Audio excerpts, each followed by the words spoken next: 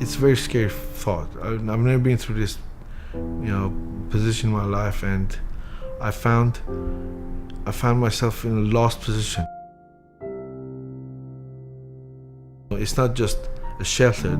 I don't want people to think it's a form of shelter to come and hang out. It's a place, stepping stone of our lives, to come, regroup, find ourselves where we're in life, correct our ways. I've done wrong in life, not knowing which way to go, being the cricket that plays the field, so to speak, all his life. And then at hour of need, I was left, alone. It was my fault, nobody else's. But having someone to pull you out at your hour of need, there aren't enough words. I'm grateful for that. The House of Peace is going to be a ministry and an opportunity to make, long-lasting change in people's lives.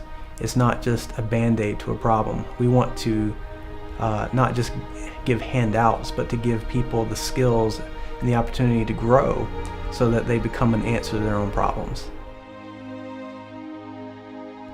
I've been struggling with a lot of other things that's got me here, and once things are starting to open up a little bit more for me and starting to, my eyes are starting to open up to being able to accept someone to like me for me and not me have to be someone else that I'm not. And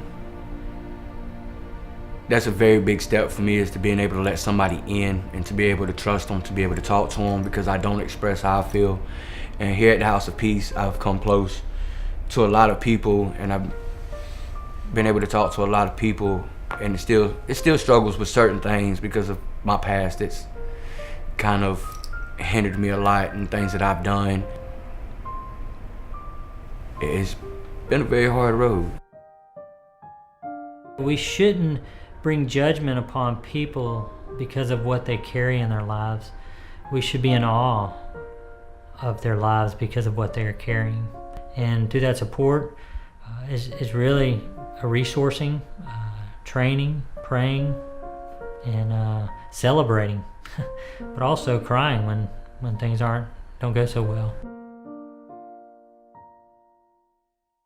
The House of Peace meets a very particular need for the homeless community, and in addition, the population that is quite often ignored, those who might be underemployed or momentarily, seasonally unemployed.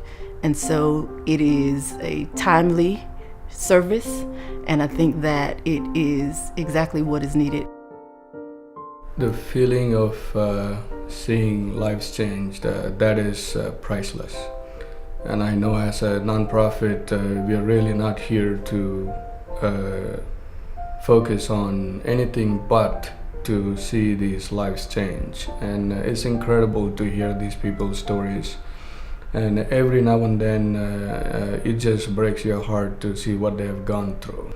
They just can't, they just been abandoned by their own family, and they end up with no support and whatsoever. And oftentimes it's just for someone to be there to listen to their story and point them in the right direction. And we have folks that we collaborate with, and they help them, spiritually, disciple them, and kind of point them to Christ, and also enrich them with life skills. And I think that's what is very important, because it's really not hard when you focus on what your life is supposed to be and start working towards it, and not be taken into directions where it's not going to help you.